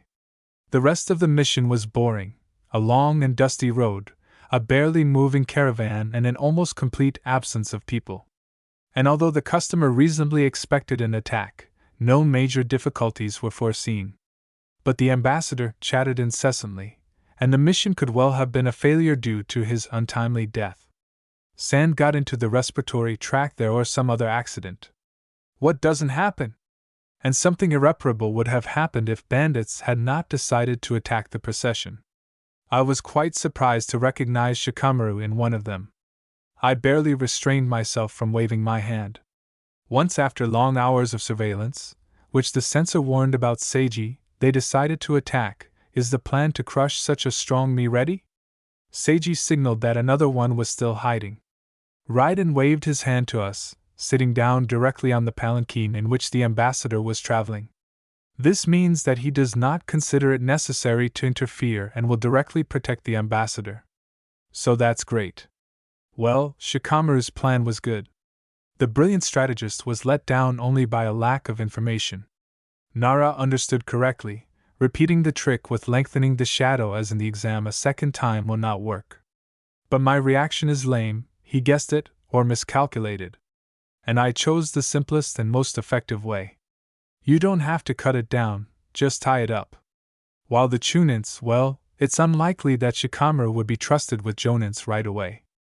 And they won't listen to him. From Konoha very cleverly distracted me, simultaneously managing to annoy Seiji and Suname. Shikamaru quietly got closer, constantly remaining behind someone. Of course, in this version, I saw the shadow darting in my direction at the last second. The teammates jumped sharply to the sides, away from the strange jutsu. Ray remained sitting on the palanquin. And I didn't even try to dodge. Well, it's a very interesting feeling. Even if the shadow hands cannot be compared with real ones, they also do not look like the same threads of chakra. Overjoyed at first, Shikamaru became nervous when he noticed that I did not react to his jutsu. And this is only possible in one case. Back! Nara barked at his subordinates who decided to attack such a defenseless me. It's just too late. Shikamaru understood correctly. For jutsu I don't even need to make seals, I don't even need to move my hand. Therefore, the sand securely swaddled the bandits, and Suname and Seiji, who jumped up, sent them to rest with precise blows. I waved to Nara with my hand still shackled by the shadow. It's a good technique, but the opponent must be at about the same level. Left in splendid isolation, Shikamaru looked at me, looked at the serious-minded Sand Chunin, at the relaxed and therefore doubly suspicious Ray, and finally made up his mind. It seems we failed the mission, Shikamaru sadly told the clouds and lay down right on the road, which greatly shocked the fourth member of his team who jumped out of the bushes.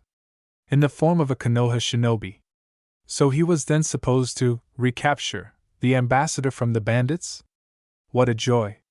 However, the guy was confused only at first, which did not stop him from quickly dragging the unresisting bandit Shikamaru under a tree and tying him up, so that the commander could sleep more comfortably.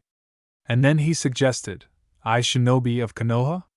If you allow, as an ally, I can help hand over these criminals to the authorities, so as not to distract you from your mission. While Seiji, stunned by such impudence, came to his senses, I nodded. One less problem. In peacetime, shinobi tried to be humane and not needlessly kill ninja from other villages, so as not to provoke a new conflict. Therefore, missions where the interests of villages intersected became a real nightmare. It was necessary to somehow non-lethally incapacitate the opponent, so that he would not die inadvertently, and would not fail the mission by waking up at the wrong time. Meanwhile, the only shinobi of Konoha dragged his incapacitated teammates to the side of the road and, under my mocking gaze, began to tie them up. Well, very reluctantly and with such a sour face. It's just a joy to watch. But Seiji didn't appreciate it, stood next to him, and displeasedly folding his hands on his chest, glared at Shikamaru, clearly dreaming of kicking the latter. One of the bandits woke up, noticed that his comrade was tying him up, opened his mouth to be indignant, but his eyes caught a fist right next to his nose. The Leaf Chunin shook his head towards the palanquin, and the bandit pretended to pass out again. True, his face was painfully unhappy. Well, yes, you staged the performance yourself, now play out the roles to the end. But I understood them perfectly. It's not good to shine in such matters as an attack on an ambassador. And so Konoha seemed to be out of business. What could be more banal than a bandit attack? And then the brave Leaf Ninja would have fought off the frightened and ungodly late ambassador, receiving a bunch of thanks and a couple of points in favor of Konoha. But being late, even for such a reason, would have crossed out the union of the two countries. An elegant plan. It's even a pity that it didn't work out. Well, at least masquerading as criminal elements was a lot of fun. Shikamaru turned out especially well. A chic mohawk came out of his ponytail. Real, of course, just like the makeup. This is understandable. Henge also eats chakra, and for a chunin it's quite decent. And it can fly off at the most inopportune moment. But as for why the Konoha shinobi came here in the first place, the alliance of the countries of rivers and tea was across the throat of the Wind Daimyo, but it greatly pleased his political competitors who hired us. Still, there is discord in the palace. Therefore, the logical conclusion followed: Daimyo of the Wind hired you? What eloquent silence. The Wind Daimyo hired Konoha, but his opponent's Sunwoo. And Suna won. How ironic. But there is no point in giving our orders to others.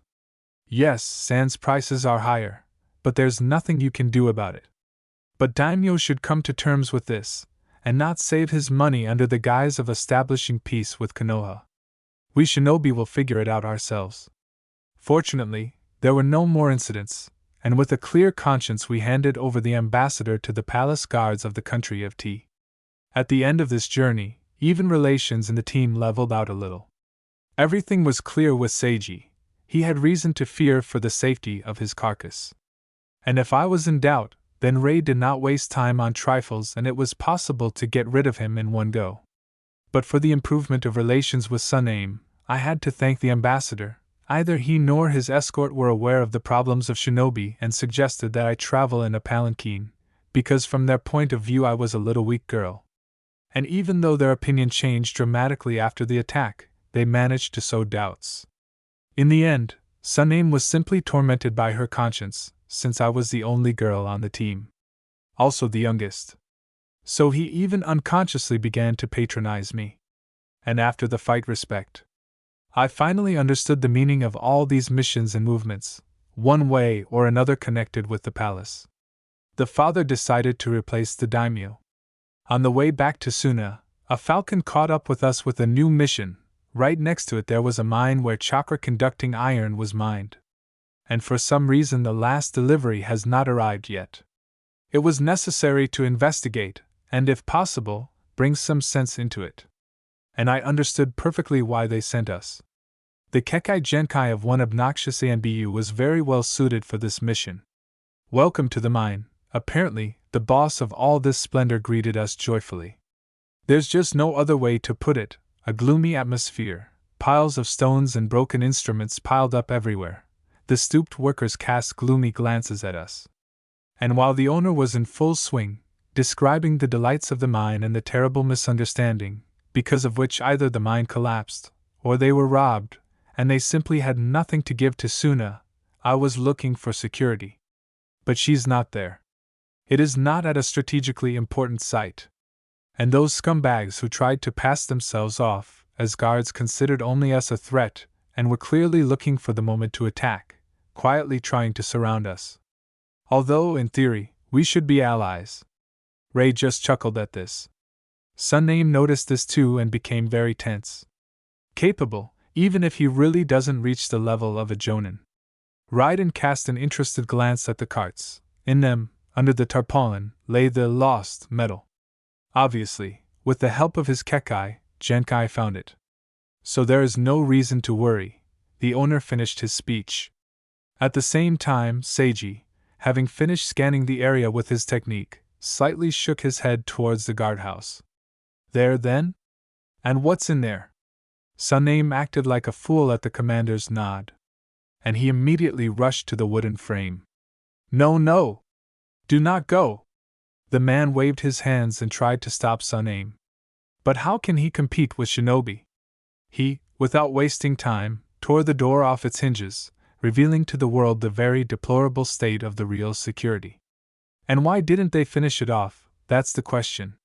The guards immediately rushed towards us from both sides. I looked questioningly at Ray. Give orders already?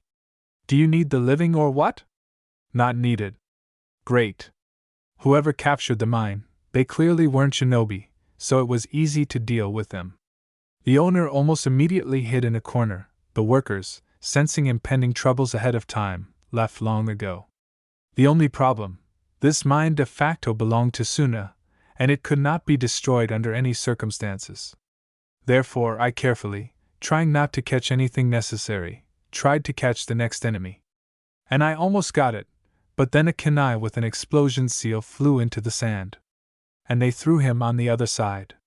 The sand immediately rushed towards Seiji and Saname. Although they were scared, they did not have time to react. 2 more explosions thundered, absorbed by the sand shield. Thank you, Seiji gasped in shock. I noticed, that means, the shinobi in the form of Suna said displeasedly. And he hides his face under a mask. Who you are? I asked. A logical question. What do you need? There was no need to ask. And so everything is clear. Anbu Sunagekyo knows Sato, meanwhile, the man kindly enlightened, waving his hand. Behind him appeared another 20 people in the same equipment. I looked at Ray. He shook his head negatively, not Anbu, and came closer, and we are here to eliminate the threat to the village. Do you seriously think that you can kill me? I didn't even try to reduce my skepticism. We can kill the team. Aye, the sand demon is back to his old ways, and no one will prove otherwise. Saname and Seiji flinched, staring in horror at these Priambu. In carnival masks, which are sold at every festival. What kind of clowns are they? Well, yes, the mission, this is their only chance. Afterwards in the village, even if they get to the shinobi with whom I went on missions, their death cannot be blamed on me. The sand coffin is too unique a technique, and it is impossible to imitate it even if one wants to. Well, their timing was good. We haven't even dealt with all the invaders of the mine. And now they could make life very difficult. Which, in fact, happened when the Suna and Bu rushed to attack. The problem was not in their level, but in quantity. I wasn't afraid for Ray. Nbu what to take from him. But the other 2, especially since, no, it didn't seem like it. Aimed at them. And in Raiden, but it's in vain. Luckily, Seiji and Saname weren't too bad. But covering them all the time was problematic. Seiji, fairly annoyed that he was a burden to me, began to lash out, earning a thoughtful, appraising look from the commander. Meanwhile, a water dragon rushed towards me, crashed into the sand and settled to the ground with it. Sway Tun! Those bastards! Prepared! As if this would help them. She passed wind chakra through the sand. Now it won't get wet. The attacker clearly did not expect this. Even Ray raised an eyebrow. I looked at him mockingly. Did you think you were looking after a defenseless baby? Although yes, it was uncomfortable for me to fight, too accustomed to relying on techniques with a wide range of damage. But Ray felt like a fish out of water. He moved easily, created weapons out of nothing. As far as I managed to understand, the ANBU was excellent at wielding any weapon. The main thing was that it was made of metal. Indeed, the formed blade seemed to be a continuation of himself. As the guy secretly admitted, a relatively small supply of chakra, you can't create the same sand avalanche, forced you to spin around and look for alternative options. I even fell in love with it. I would never have thought that using an ordinary kunai could be turned into a real art. However, Shikaku's roar immediately brought me back to reality. You can dream later. There are more important things to do now. The air literally rang with various metals, kunai, shuriken, tanto, swords. The blood was pounding in my temples, making it impossible to concentrate. It seemed as if you could close your eyes and everything would become visible. Then a shuriken flew by, there a kunai crashed into the wall, behind each one a thin thread stretched out, giving off a metallic ringing sound unique for everyone. You just have to pull on it, and the iron will obey and do anything. Hearing metal turned out to be quite unusual and very pleasant. Era, Gaara-sama? Ray called out to me loudly. What's going on? Are you okay? He examined me carefully, but did not find the cause of his anxiety. Yes, and I paused, realizing what I just felt. But she immediately shook her head, driving away extraneous thoughts. We had to end this fight. This is the last, Ray said, finishing off the Suna Anbu who tried to escape with a well-aimed kunai. I looked around. The mine was almost intact, but littered with bodies and well stained with blood. Still, shinobi have dirty work. However, this did not bother anyone present. Does upbringing have an effect? Or personal experience? Seiji gloomily examined himself for wounds. Except for a couple of scratches and a singed vest, there was no damage. And the guy clearly understood whose merit it was, but he couldn't bring himself to say, "Thank you? It's okay, I'm not touchy." Is this always the case with you, Gaara-sama? Suname asked after catching his breath. Actually no, Yashimaru was the last of the magicians. Well, there were a couple more individuals, but they acted on their own, without orders. I remained silent, but the Chunin clearly understood this in their own way. We're so sorry, Gaara-sama. You can always rely on us. We will help. Suname nodded decisively, pushing Seiji in the back. Although I have a hard time imagining what. Seiji once again looked around at the pile of lying bodies in varying states of preservation. Maybe an alibi. That's very kind of you, that's all I could squeeze out. Ray neighed quietly, however. As soon as you looked in his direction, he immediately made a face and went to bring the real guards to their senses. As it turned out, poisoned. Ray immediately reached into his bag for the antidote. Anbu, what can I say? Just learn from him, because even I don't have such reserves.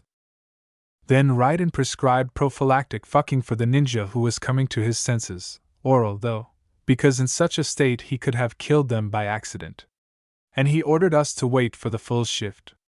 And so be it, we will carry the lost batch of metal to the village. In scrolls, of course. The interrogation went quickly. The impressed owner of the mine, having had enough of admiring the real shinobi fight, got cold feet and sang like a nightingale. Everything ingenious turned out to be simple. The mine was captured by bandits. They were helped from the inside by poisoning the bulk of the guards. And the head of the mine thought, and decided that selling ore to groups from Cayman was much more profitable.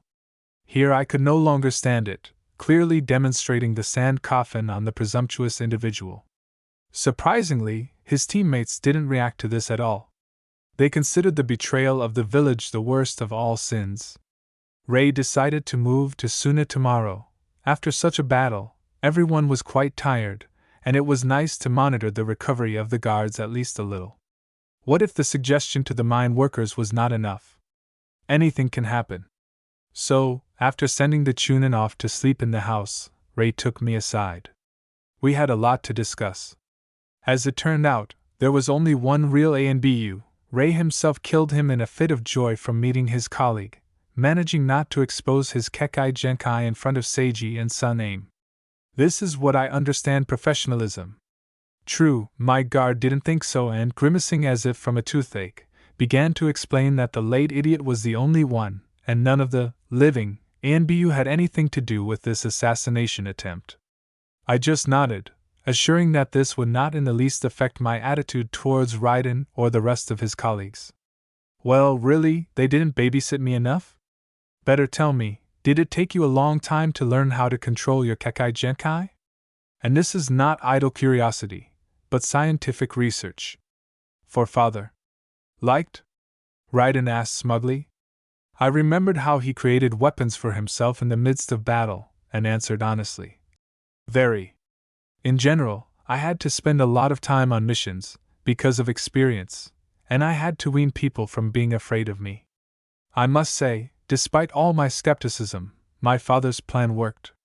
And after a month of such a frantic schedule, they began to greet me on the street. Gaara-sama! And precisely as with an acquaintance, and not the venerable daughter of the Kazekage. Even Kankuro's friend asked to meet. True, as it turned out later, he did it on a bet, for which he was mercilessly beaten by the same Kankuro. But the fact itself. And then students wedged themselves into this already crazy schedule. Actually, nothing new. In view of Suna's very meager budget, the problem of quality training for future shinobi was solved very elegantly. Namely, a month of mandatory master classes for freshly minted chunin graduating from the academy. So to speak, first they teach you, then already you. Everything is honest and surprisingly effective. Moreover, due to lack of finances, it was necessary to reduce the number of applicants to the academy, focusing not on quantity, but on quality. Because raising a shinobi is very, very expensive, in fact. Unlike me, Temari and Kankuro went to the academy. Yes. Went. Sometimes. And the teachers, tearfully asking for such talented children to be homeschooled, definitely didn't come. So our team was no exception, a month of supervision in between missions. Nothing supernatural. The little ones stared in delight at the sand swirling around me. Well, yes, it's not every day that they get to see the main technique of all the Kazekages. But for some reason this makes older shinobi nervous. Just think, the jutsu is active almost 24 hours a day, and anyone else would have died from loss of chakra. Let them envy in silence, I didn't even use Shikaku's chakra. On the other hand, few people can understand such a mediocre and senseless waste of energy. Shinobi generally treat their jutsu very carefully and do not use it for nonsense, preferring the old-fashioned way, with kunai or other piercing and cutting ones. It was only Naru who used clones for cleaning, or when he was bored. Well, now I am. Two unique ones. So, having explained what and how it would happen in the near future, we suggested that the little ones choose their own teacher. Well, the little ones love Kankuro, that's nothing new. And Temari is very popular. I was quietly hoping for the only canonical Matsuri. Did not happen. Who knew that there would be an idiot in love with me? And not alone, which is scary. I would never have thought that there were so many suicide bombers in Suna. But no, they are absolutely teeming with them, which was now confirmed with all his might by one drunken individual, advancing on me. Didn't they teach you that, hic? Walk the streets alone, hic? Oops. The man drawled, walking towards me with a gait that was too firm for a drunk. I was so taken aback that I didn't even answer, freezing in the middle of the alley. It took all my strength to keep the sand in the pumpkin. And this one. He also extended his hands, the infection. I staggered back in disgust, running backwards into Ray, who immediately pulled me closer to him with his left hand, while at the same time forming a short blade in his right. True, both his hands were barely noticeably trembling from suppressed rage. However, weapons were not needed. An ANBU girl I didn't know jumped out of Shunshin, immediately twisting the man's brazenly outstretched hand to me.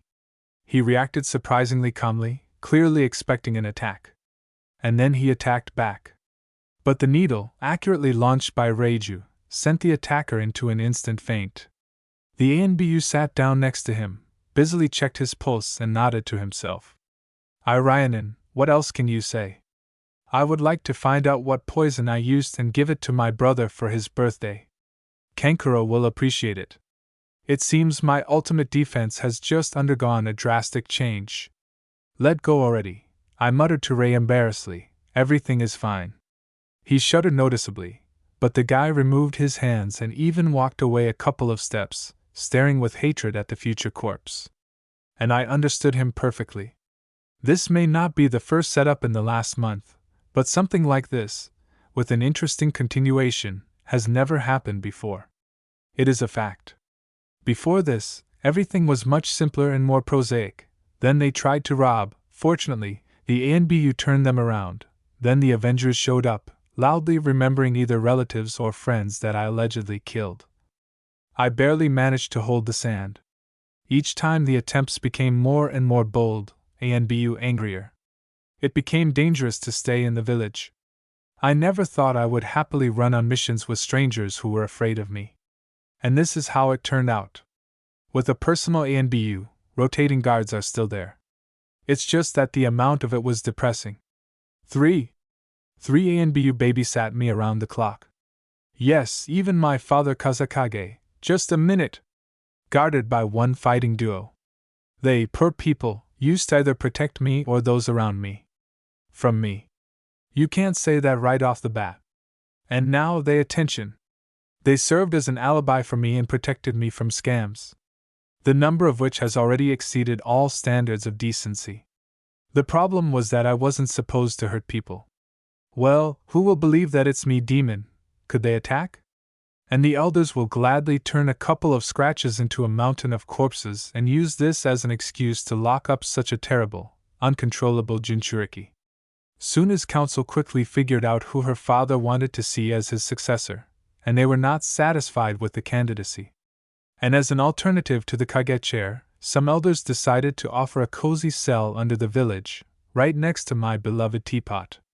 And what about 2 meals a day, a minimalist interior and a sweet companionship? Just like Bunpuku. Even better, at least there was no one to blackmail him with.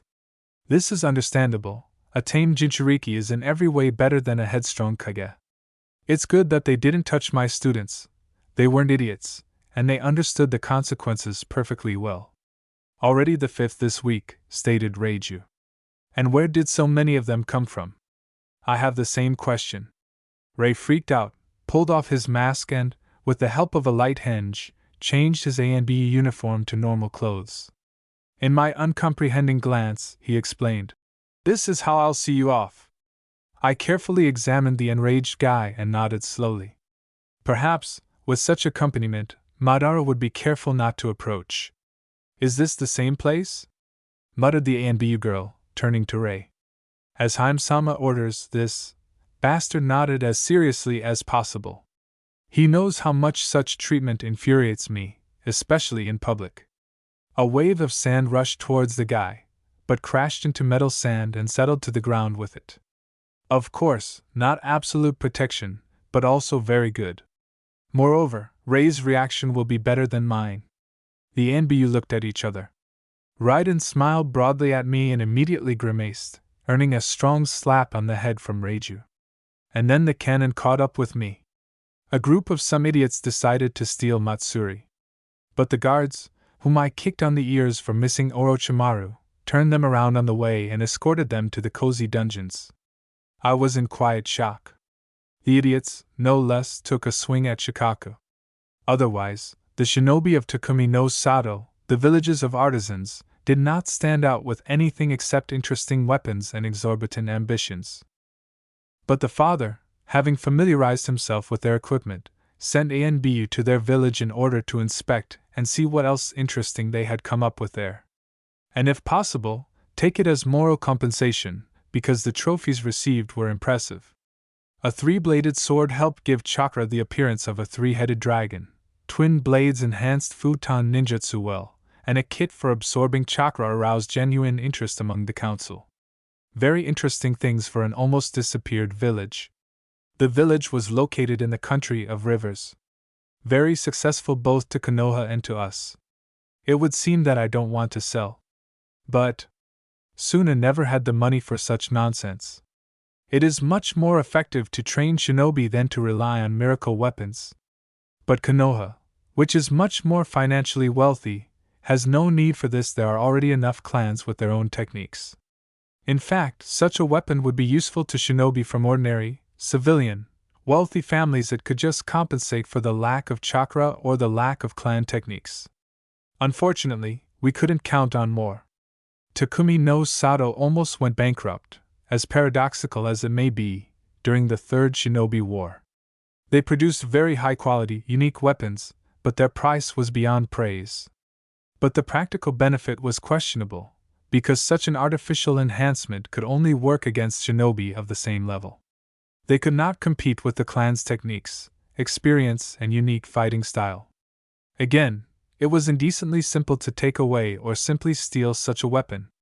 And in the end, it was much more profitable and reasonable for large villages to buy a couple of thousand chakra-conducting kunai, which were not produced in the village of artisans, instead of one such superweapon, because it's too small for their genius.